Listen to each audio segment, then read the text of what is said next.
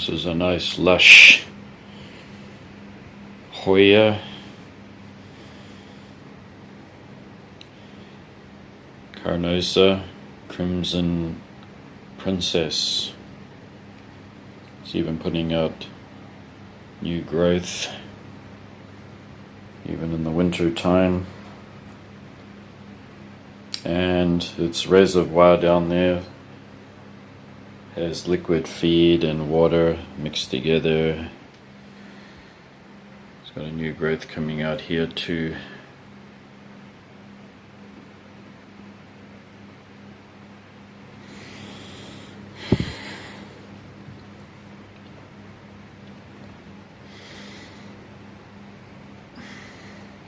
What I like about this Hoya is that all the leaves have different variegations on them. These ones have this kind of creamy color, and some of them have more green, and the new growth that comes out always has a red blush or pink, depending on the light. They get a lot of sun on them, it will get very pink, but it's winter at the moment. You can even see here that it's growing. It's a really hardy, easy to grow Hoya that doesn't demand too much, just a bright window, liquid feed, and a reservoir. It likes that. Yeah, it's not hard to grow at all, which is my kind of plant.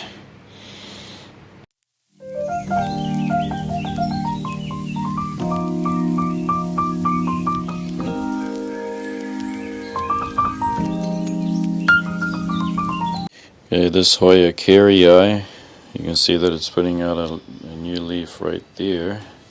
You can get the light on it. There's one. Did put out 3 or 4 leaves during the summer. It did get repotted because it had rot. The root system had completely died after I bought this plant, and there were 2 of them in there, but luckily the largest of the 2 was still fine. You can see that it wants to branch out down the bottom there. You've got a couple of nodes that are ready to grow. It's not one for liking the cold that comes through the window, so I got to put a cloth that dangles down on one side of it just to keep that cold away, especially when the temperatures go down to below 0, even though it's 10 degrees in here. You can see this cotton cloth is actually hanging around it on the window side, and it is blocking sunshine. The sun can still come through this.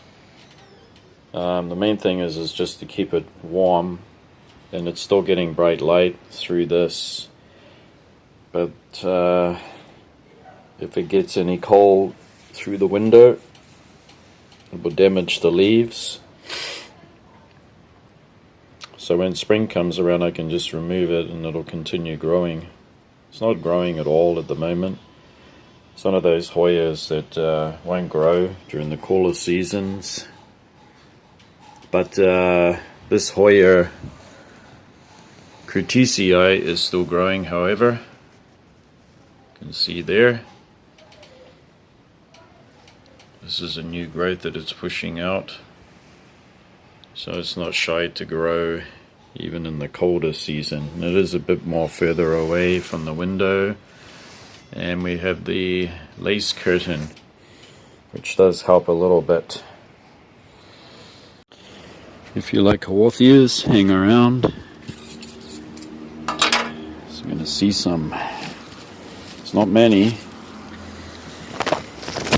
There aren't many, I mean. I don't have a lot of space, well, ideal space that is. This is the best spot for them.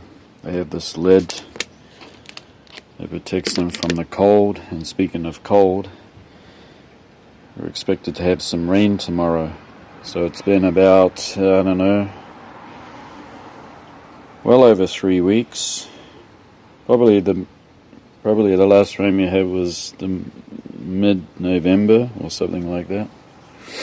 It's been about 3 weeks at the least since we've had rain. You can actually see things are pretty shriveled. You can see this Haworthia rauschei and this lithops. So they are in a double layer of this plastic. This is for people that may need a mini greenhouse to set up seeds, start seeds off, vegetables. But I use these for my plants too. And they do have a little net here to let some air in. I put extra plastic around the edge here, and it is lined with this silver sided insulation wrap.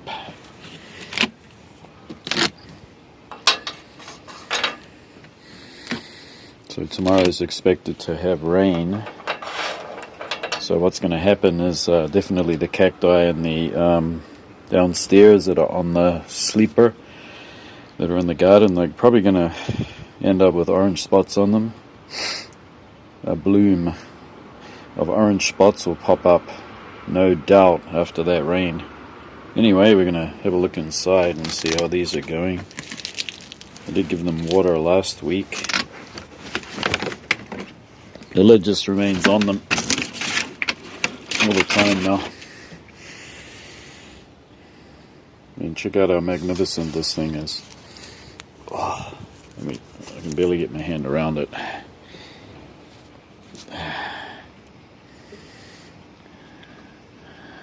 This is the green form of the Haworthia truncata, and truncate is the name of the specialized name that botanical name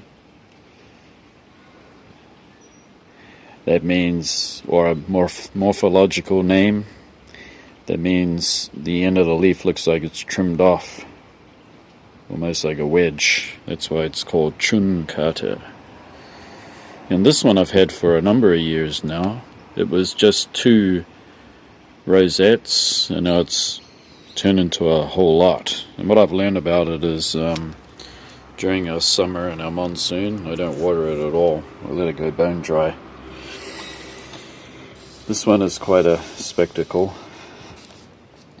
This is a Haworthia obtusa purple form. Sorry. Purple form. Check out those windows. I have a thing for Haworthias. I just think they look like gems. They're incredible. This one is another truncata. Oh, one of its old flower spikes got caught up. It's got quite a neat pattern on those leaves there. And this one started to get water again after a long summer of dehydrating because it's so humid and hot here. Giving them water, they'll rot. But during the winter, that's when they get their water again. And it's just starting to make a pup there, so that's neat. That means they're going to have a nice clump one day. This was attenuata. I have a few of these. This is my nice big clump. They've been growing for years. Did get attacked by frost when I didn't have... I actually had one of these lids only, and I didn't have the insulation on the inside, and the frost got up underneath and it did some damage. But those parts I cut off and propagated, and I ended up with another nice plant that grows in the bedroom. This one is about to flower here, this nice green one, and that one that you see right there is a rather expensive one, but I got it for cheap. It was marked down to $5. It was something like $30.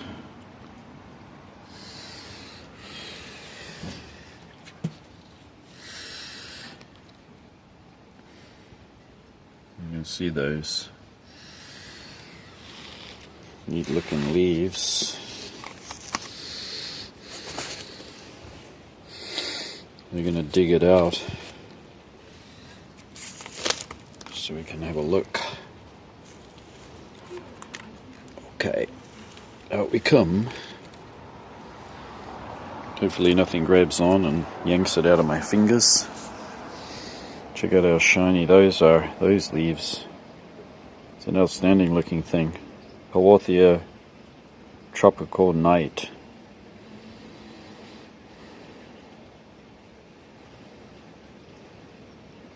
Guess they called it that because it, I don't know, it's got some tropical color about it. So shiny, those windows. Not sure how big this plant will get. Not sure.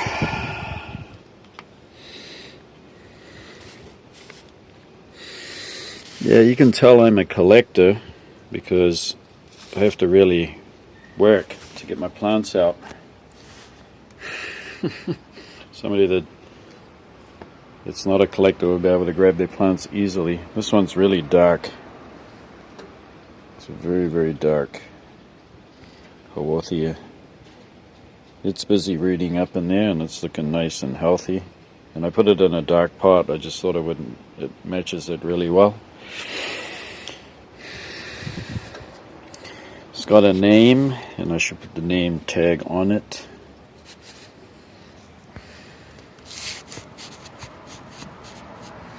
I'm just going to shift everything over so that I can open the next one.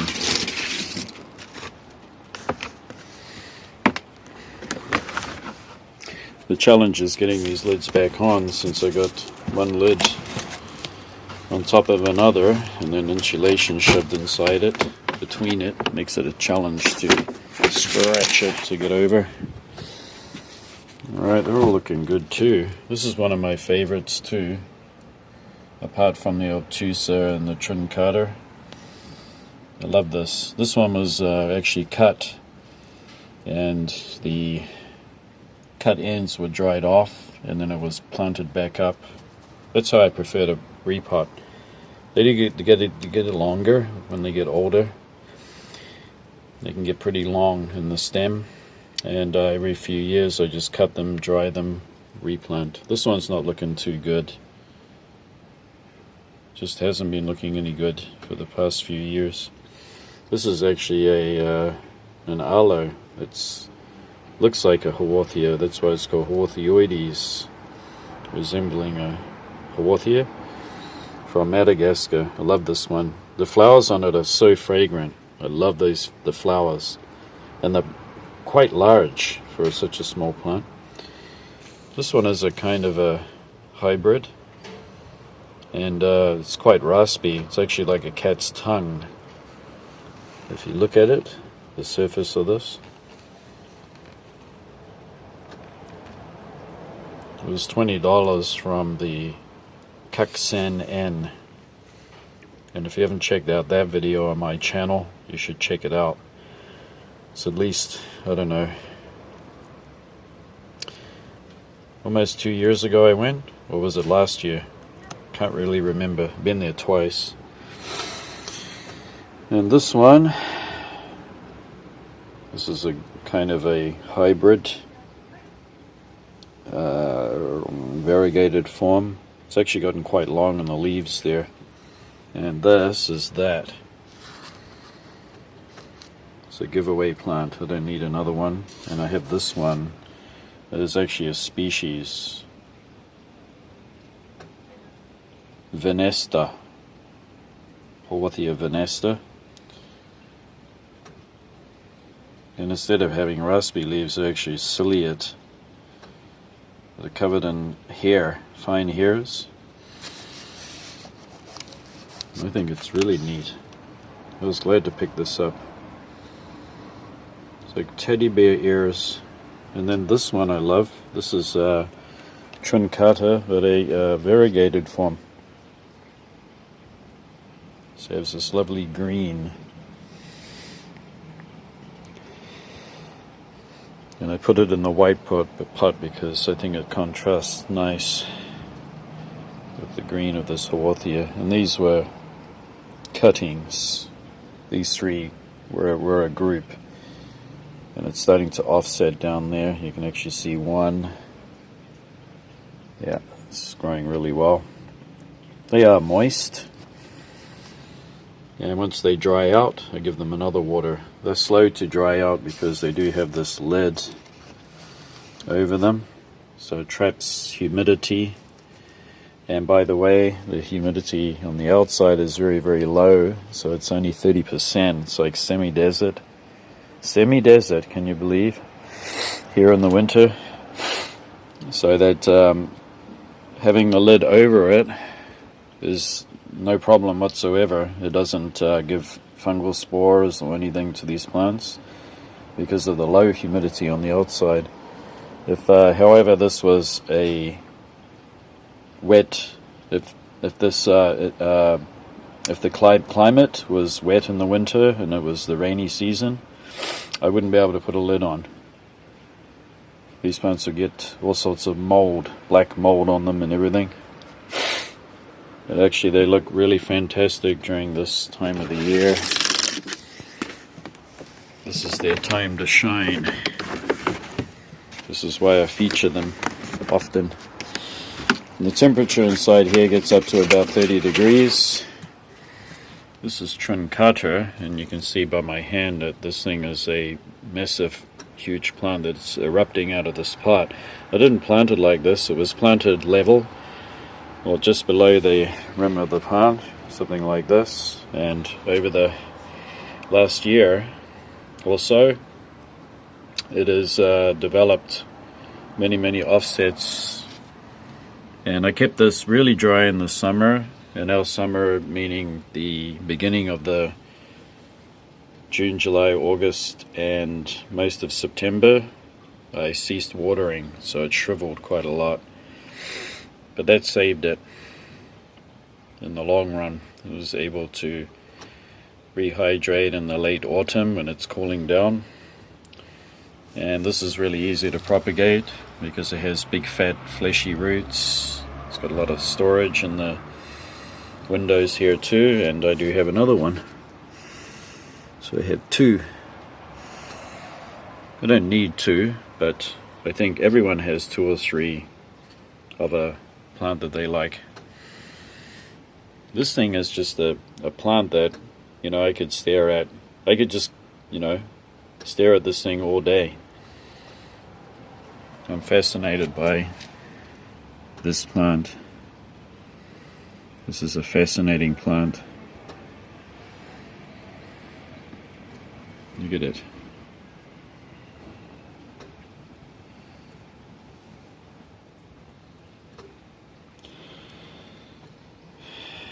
It's really nice to have the purple variety. This is supposed to be different than the other.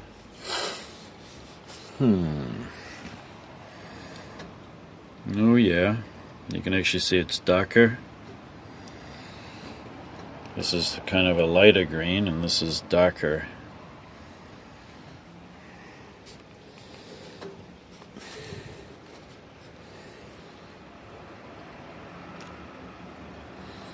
Green gems. This plant is surreal. Looking at it, you wouldn't think that it is real at all.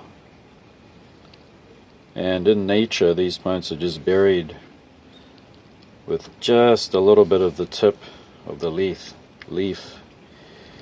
exposed. above the soil.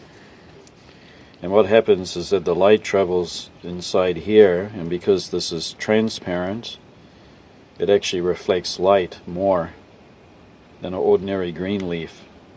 So this is like a magnifying glass in a way, and the light will travel through here and it gets magnified to the green part down here, which increases its ability by quite a lot, I don't know how much percentage, to enable photosynthesis to happen. So this plant is like hiding from its environment. It doesn't really like its environment, but it's adapted to it. So it's kind of cheating its way to survival by having itself buried under the ground. And the way it buries itself is its roots are nappy form. So when they shrink, when it gets drier, it actually pulls the plant under the ground, kind of like a spring action.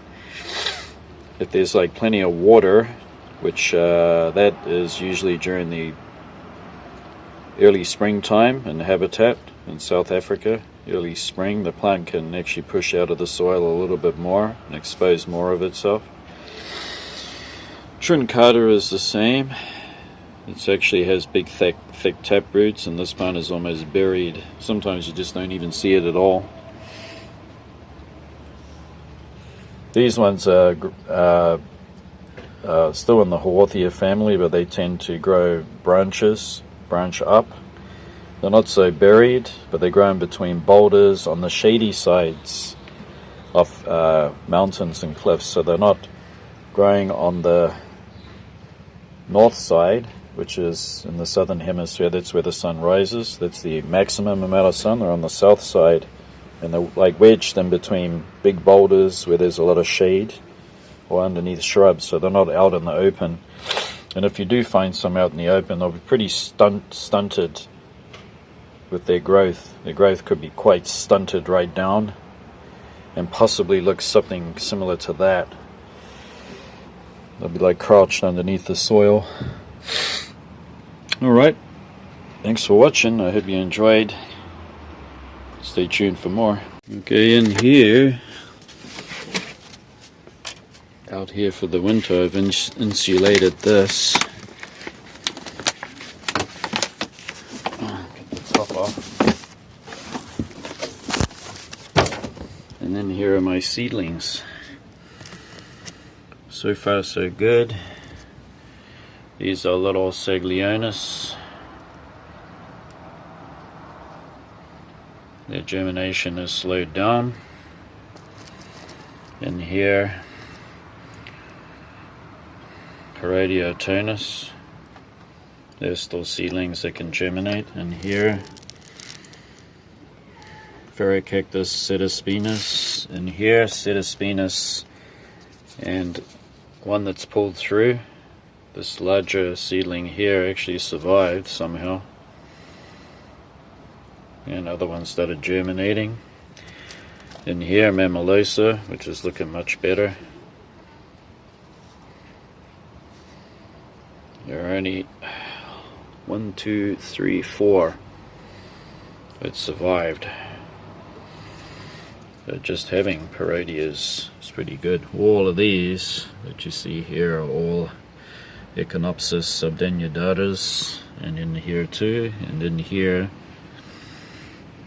these are Haworthia Haworthia that I sowed over a year ago. This is, well, there's a couple of little guys there, and one prominent one of Notocactus magnificus 1. It surpassed all of the other seedlings. But on this side I have quite a lot of I have a really odd one. Look, I have an enormous. Can you see that? I actually have a Haworthia enormous without spines at all. And out of all desperation, I've tried keeping these seedlings inside this insulated cover, And we've had below zero temperatures, all fine so far. The ultimate test is when we get the super freezes, when it gets down to minus 8 degrees, and maybe we get some snow. So on this side is more Magnifica, sowing on the 14th of the 9th, September the 14th, 2025 this year.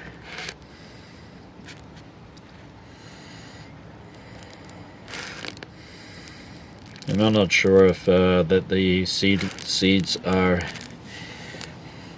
fertile or not after keeping them for a year, but we'll see what happens. Usually they're slow to germinate, Magnifica, and these Phaerocactus sedispinus are relatively faster to germinate, which can be a disadvantage in nature, having them germinate so quickly. Some seedlings can take a lot longer, or they can germinate, and then others will germinate much later, even 2 years later. It's a survival technique so that not all the seeds may germinate when there's some rain, but then it gets extremely dry again, and then the poor seedlings will die off, but there's always stock left over that they haven't germinated yet. So I'm pretty happy with this so far, considering how hot it gets up here during the summer. It looked pretty good. And there's a high survival rate. You can see some have died over this side after they were transferred from their seed tray. Yeah, but these remaining ones are fine. They are the survivors, and they will keep growing. And I have a little special episode here. I've pulled these out of this mini greenhouse, so it actually doesn't have any polythene on it, but it has shade cloth and stuff like that on it. And this is where I've put my dendrobiums, and I must say it's looking much healthier, this one. So I'm happy about that.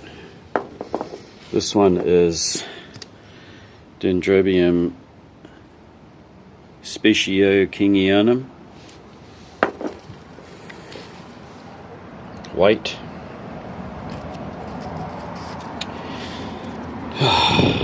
So glad. And this one's had on the balcony for the past few years, Dendrobium speciosum excrescilla. And this one is looking fine. I think they're up for a watering. And this one also had a hard time.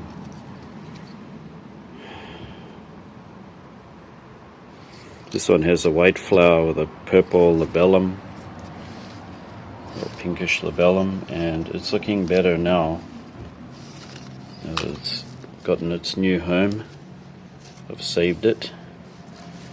You can see here in the crown of the plant that it has died off.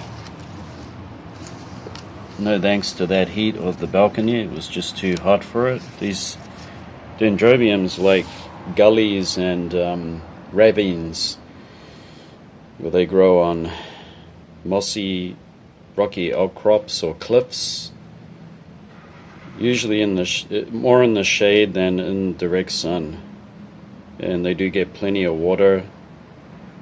As I said before, Kingianum, Dendrobium Kingianum, used to have it for years and years when I was a child growing up, and it was in a concrete pot on the south porch. So the south side, being in the southern hemisphere, is the shady side. It's the opposite side of where the sun comes up. And that particular Kingianum never ever got direct sun.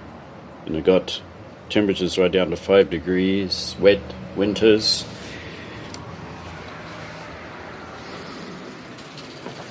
They do appreciate some water in the winter.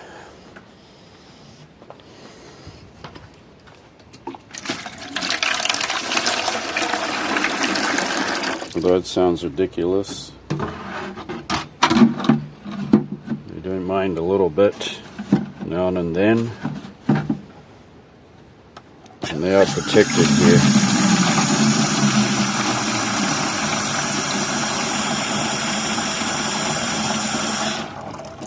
They're protected here because they're right in the porch. Right.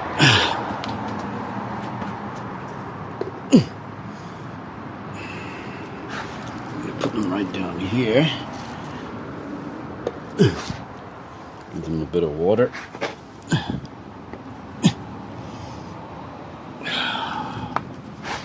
Also give this one a bit.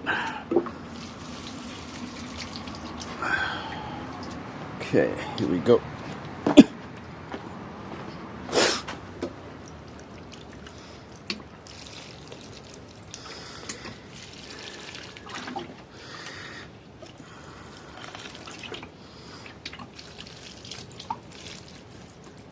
There we go.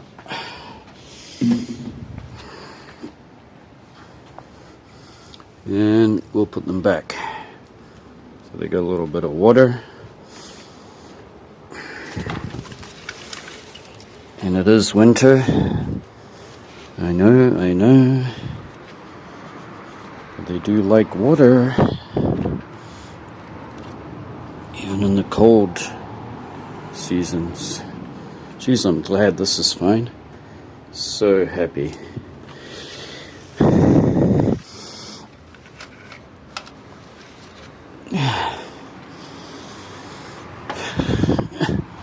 This particular spot that I'm growing them in now is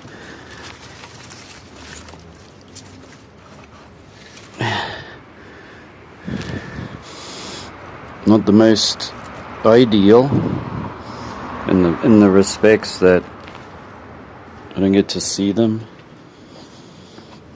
but as far as their health goes, this is the healthiest I've been.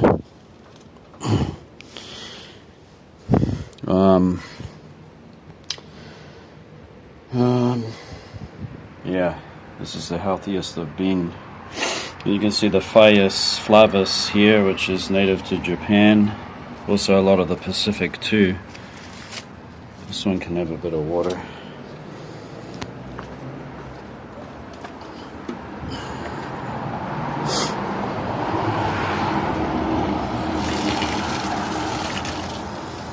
Just a bit like that.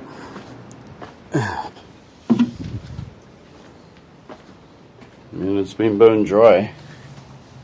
Bone dry. Alright. There we have it.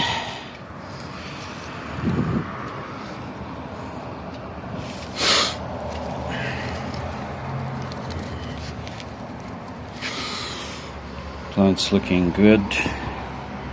Okay, when the summer comes around, the spring and the summer, I hope that they flower. That will be the indication that they are really, really happy. And I know they're looking tattered and worn, like this one. You see that one has the leftover scars of a bad case of fungal disease. And I'll tell you how that came about. That's when I put polythene on the mini greenhouse, and then every day would get quite hot, and I would water in there, and it just set off this fungal infection, and the whole plant has actually recovered from it. And then it got its really hard time from the summer. Every summer that comes along, it gets a hard time over and over. Now the plant is actually able to start to get back on its feet and recover this Kingianum. So this is the aftermath of the fungal infection. It's gone completely. What I will do is just buy another Kingianum to replace it. the species Kingianum white is looking really, really good. Yeah, so what I am going to do is, to be able to see these plants flowering and enjoy them, I'm going to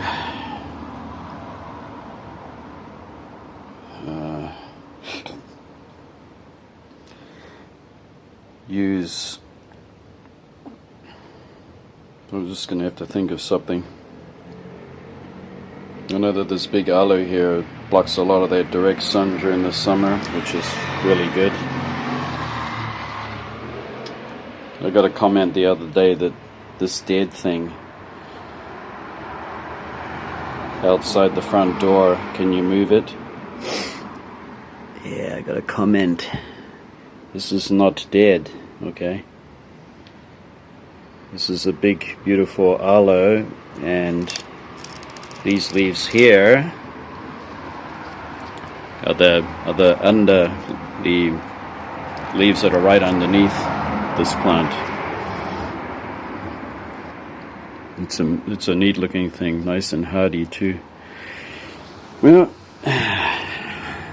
beauty is in the eyes of the beholder.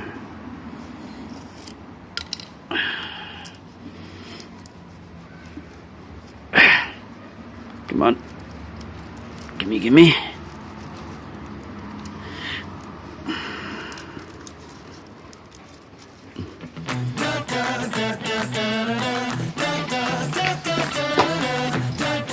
Okay, so that is the update. Thanks for watching.